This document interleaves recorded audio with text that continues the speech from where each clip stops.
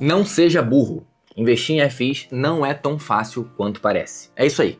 Esse é o tema do vídeo de hoje. E antes que você saia daqui puto comigo, porque eu te chamei de burro, fica comigo até o final, porque o que eu vou falar aqui, eu tenho certeza que você nunca viu ninguém falando sobre fundos imobiliários e você vai sair desse vídeo com outra perspectiva sobre esse assunto. E não, eu não tô te chamando de burro, tá? Isso foi só um gatilho para chamar sua atenção e para te gerar uma inquietação, porque nesse vídeo eu quero fazer você refletir se o que você vem fazendo com a sua carteira de fundos imobiliários é realmente a melhor coisa a se fazer, beleza? Então, bora lá. Eu tenho certeza que você vai sair desse vídeo aqui com outro pensamento sobre fundos imobiliários. Então, começando do início, como é que é o processo de aprendizado de qualquer coisa, tá? Que eu não tô falando só sobre fundos imobiliários, não. Qualquer coisa que você vai aprender na vida funciona mais ou menos desse jeito aqui. A primeira coisa que você faz é você aprender o básico, você entender como funciona aquela coisa e depois você ir melhorando. Você não sai resolvendo o problema mais complexo possível naquele determinado assunto. Você não sai do primeiro vídeo que você viu no YouTube, do primeiro livro que você leu sobre investir em fundos imobiliários, sendo craque, sendo expert e sabendo escolher o melhor fundo imobiliário para você investir. Como que funciona? Quando você vai aprender matemática, a primeira coisa que você faz é você aprender os números. Você aprende o que é 1, 2, 3, aprende a contar. Depois disso, você vai aprender a somar. Você aprende o que é 1 mais 1. Você aprende depois disso a multiplicar. Depois você vai aprendendo sobre equações e por aí vai. Ou seja, você começa com um negócio muito simples, muito básico e depois você vai aprendendo cada vez mais coisas. Você vai agregando cada vez mais repertório de conhecimento sobre aquele determinado assunto. Português é a mesma coisa, você aprende as vogais, depois você aprende a falar essas vogais, depois você aprende a escrever o seu nome, depois você aprende a conectar as letras, falar os fonemas e por aí vai. Então é assim que funciona quando você vai aprender qualquer coisa, tá? Ou se a gente olhar de uma outra forma, por exemplo, sei lá, aqui tem uma caneta. Então a primeira coisa que você vai aprender é o que é uma caneta. Você vai olhar para ela, você vai encostar nela, você vai tentar entender como ela funciona, como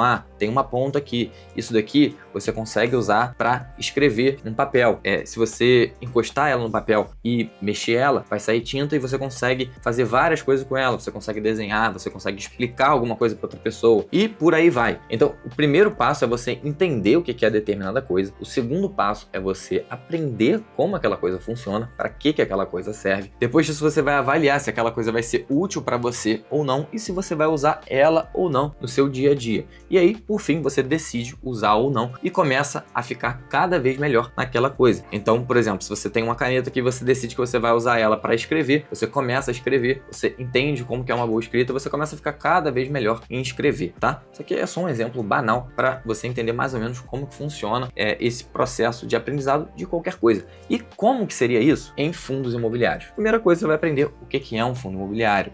Ele é a união do dinheiro de vários investidores ali para investir no mercado imobiliário, seja em imóveis, seja em dívidas e por aí vai. Depois de você entender o que é um fundo imobiliário, você vai começar a arranhar a superfície daquele assunto. Você vai começar a entender as coisas que estão em volta de um fundo imobiliário. Por exemplo, os imóveis, as dívidas imobiliárias, as taxas de vacância, o que é taxa de vacância, o que são juros. Você vai entender que existe inadimplência, que você pode investir em fundos imobiliários, que você precisa diversificar os seus investimentos em fundos imobiliários. Você vai aprender também que existe uma coisa chamada localização dos imóveis, que ela importa que um imóvel numa localização X é melhor do que um outro imóvel numa localização Y. Você vai entender que cada imóvel tem um preço diferente dependendo da região dele, justamente por causa da localização. Você vai entender que esses fundos imobiliários, eles pagam dividendos para você, 95% do resultado deles a cada semestre, pelo menos, e outras coisas mais, cada vez se aprofundando mais naquele assunto de fundos imobiliários. E aí você vai entender o quê? O próximo passo é você entender que existem fundos imobiliários bons e fundos imobiliários ruins. E depois disso, é você entender, você aprender como que você avalia se um fundo imobiliário é bom ou se um fundo imobiliário é ruim. E aí, depois que você descobre que para fazer isso, você precisa ler os documentos que o fundo imobiliário divulga, você precisa entender cada aspecto daquele fundo imobiliário, você começa a aprender a ler os documentos e aí sim você começa a ficar bom. Através do quê? Através da repetição. Então você começa a estudar cada vez mais sobre fundos imobiliários, analisar cada vez mais fundos imobiliários e aí você começa a ficar bom naquilo, beleza? Inclusive, se você está começando agora nesse mundo de fundos imobiliários, se você está começando a investir agora neles, eu vou deixar aqui 2 sugestões de leitura para você. A primeira sugestão é o livro Fundos de Investimento Imobiliário, Aspectos Gerais e Princípios de Análise, do Rony Antônio Mendes. Esse livro é muito bom, tanto para quem está começando, quanto para quem já investe em fundos imobiliários. Vou deixar aqui embaixo o link da Amazon para você comprar esse livro, se você quiser. E a segunda sugestão de leitura é um e-book que eu preparei, que chama justamente Saindo do Zero em Fundos Imobiliários. Ele é totalmente de graça para você baixar. É só tocar no link que eu vou deixar aqui embaixo também.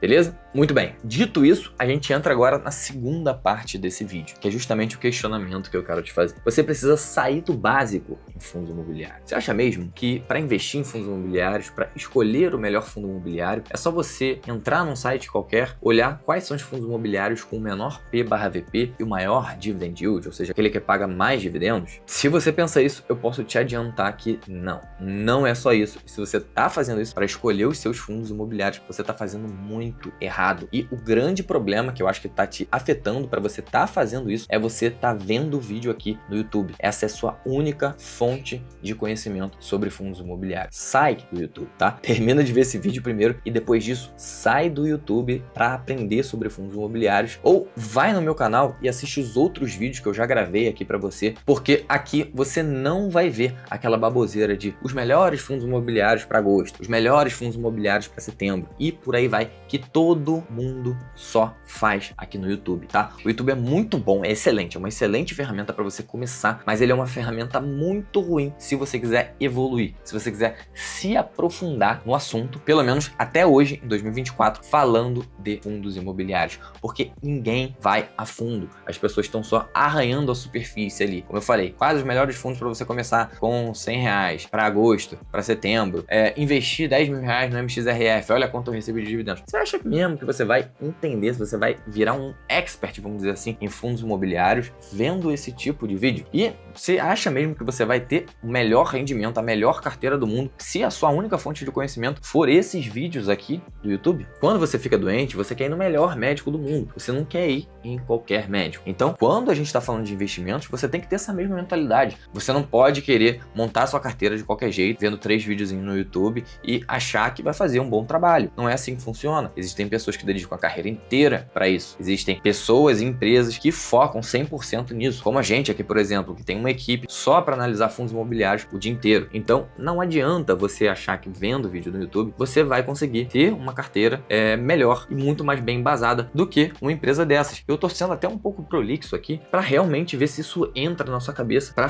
tentar fazer você entender que não é assim que você vai ganhar dinheiro investindo em fundos imobiliários, pelo menos não no longo prazo, de forma recorrente. Beleza? Então, o que você pode fazer para se aprofundar, para sair do básico? Beleza, você vai sair do YouTube e vai para onde? Começa a ler artigo, cara. Pesquisa na internet artigos sobre fundos imobiliários, monografias que já fizeram sobre investimento em fundos imobiliários, como avaliar um imóvel, qual é o melhor método para se fazer isso. Assina uma casa de análise. Não precisa ser a minha, não precisa ser a vários. Mantenha contato mais de perto com profissionais que realmente vivem aquilo, porque assim você vai ter contato com informações mais densas, mais complexas e vai conseguir ir evoluindo nesse assunto. Se você quiser, tem a nossa carteira de fundos imobiliários, que eu vou deixar o link aqui embaixo também para você seguir, mas não é só seguir por seguir. Lá nessa carteira, por exemplo, a gente envia relatórios quinzenais. A cada 15 dias a gente envia um relatório para os nossos assinantes, contando não só como foi o resultado da carteira, mas também sempre ensinando alguma coisa para eles, porque a gente não quer ter zumbis, a gente não quer ter pessoas que não pensam, que não sabem o que estão fazendo. Por mais que você vá seguir a carteira, é legal você entender o que está sendo feito, é legal você entender como a gente pensa, porque assim você consegue evoluir, você consegue inclusive questionar se aquele trabalho está sendo bem feito ou não, você consegue avaliar se vale a pena ou não continuar com aquela assinatura, continuar seguindo uma carteira recomendada. Então se aprofunda no assunto, que eu tenho certeza que por consequência os seus resultados dos seus investimentos em fundos imobiliários vão ficar melhores. E aqui eu quero trazer um ponto bem específico, que é talvez um segundo nível aí da evolução da análise de fundos imobiliários quando você começa a estudar sobre esse assunto, que é, além de você ver o PVP e o Dividend Yield, é você abrir os relatórios gerenciais do fundo. Então, eu vou abrir aqui um relatório com você agora para mostrar como é, mais ou menos, se você não sabe, que as pessoas fazem para analisar um fundo imobiliário, mesmo que elas não entendam muito bem como fazer isso. Bom, então eu tô com a janela do meu computador aqui aberta já. Eu vou pesquisar, por exemplo, sobre o HLOG11, que é um fundo imobiliário de tijolo da Hedge Investments, tá? Uma gestora de fundos imobiliários bem conceituada aí no mercado. E vou acessar o último relatório gerencial que eles divulgaram. Vou ver aqui em relatório da gestão, que é o relatório de agosto, beleza? Então, a primeira coisa que as pessoas fazem é abrir o relatório gerencial e ela vai lendo aqui as primeiras informações, quanto que está a cota patrimonial do fundo, a cota de mercado, o tamanho dele, tudo mais, qual que é a taxa de administração daquele fundo, aí se for muito alta, ela já desiste,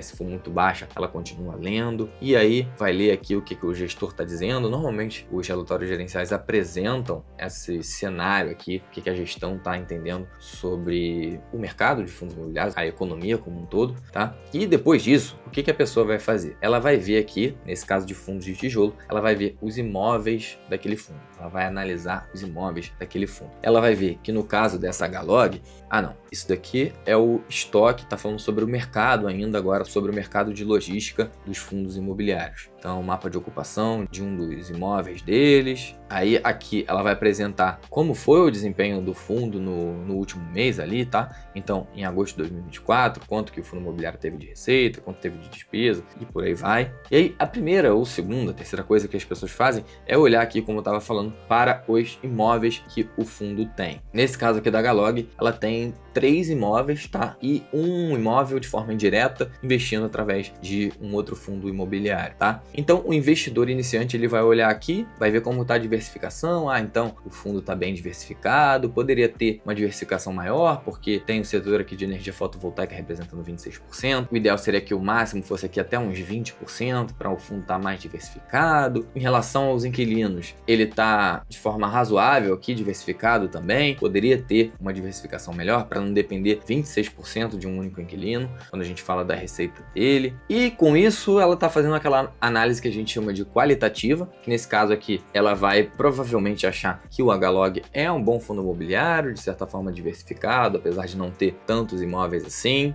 E ela vai ver que o fundo imobiliário tem alguns contratos vencendo no ano que vem, o que ela vai achar que não é muito bom, que o ideal seria ter contratos muito longos, e os contratos longos são só 28%. E é claro que essas coisas que eu tô falando aqui, elas são importantes, tá? Na hora de você avaliar um fundo imobiliário. Mas elas não são a coisa mais importante, beleza? A coisa mais importante que você tem para avaliar um fundo imobiliário e dizer se ele é um bom investimento ou não, é você saber quanto vale aquele fundo. E para você saber quanto vale aquele fundo, você precisa saber quanto cada um dos imóveis que aquele fundo tem pode gerar de receita para o fundo ao longo dos anos. E isso, o relatório gerencial não vai te responder. Isso é um assunto muito mais técnico que você vai precisar ir em outros documentos que a maioria das pessoas não olha. Então você vai precisar ir no informe trimestral, você vai precisar ir no informe mensal para conseguir minerar essas informações e com isso fazer algumas contas sair do papel, sair do PDF e ir para a planilha para fazer as contas e descobrir quanto cada imóvel pode gerar de renda para aquele fundo imobiliário, e com isso, somando todos os imóveis,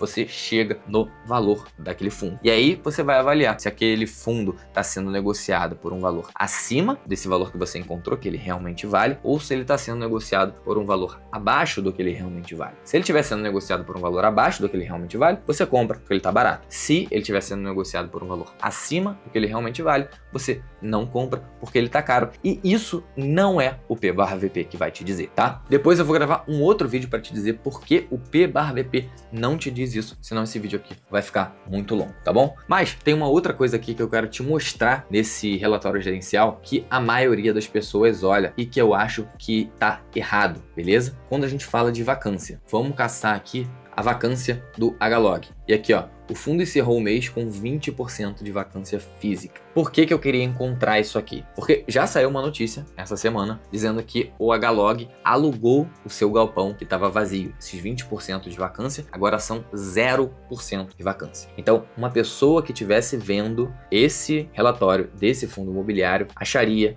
que ele provavelmente acharia, tá? Eu tô supondo aqui, mas é o pensamento que a maioria das pessoas tem, que ele não é um bom fundo imobiliário para você investir. E aqui eu não tô falando de preço, tá? Eu não sei quanto vale o HLOG para dizer se ele é um bom fundo ou não, mas só olhando a vacância, de 20% das pessoas iam dizer que ele não é um bom investimento porque ela é uma vacância alta. as pessoas normalmente procuram um fundo imobiliário com uma vacância zerada, o que eu chamo de pensamento vacância zero, que na minha visão está completamente errado. E por que eu acho que esse pensamento não é um bom pensamento para você ter? Primeiro, porque o mercado financeiro vive de expectativa. Então, o que ele faz é tentar antecipar o que vai acontecer, qual é o futuro que vai se concretizar, para se posicionar de determinada forma, baseado naquele futuro que ele espera, e com isso ganhar dinheiro. Então, se você está investindo num fundo que tem vacância zerada, você concorda comigo que a melhor coisa que pode acontecer é o fundo continuar com a vacância zerada? Porque não tem como a vacância ficar negativa. Ou seja, se a melhor coisa que pode acontecer é o fundo continuar com a vacância zerada, não existe expectativa melhor de futuro aí, vamos dizer assim. Isso já aconteceu, isso já é passado.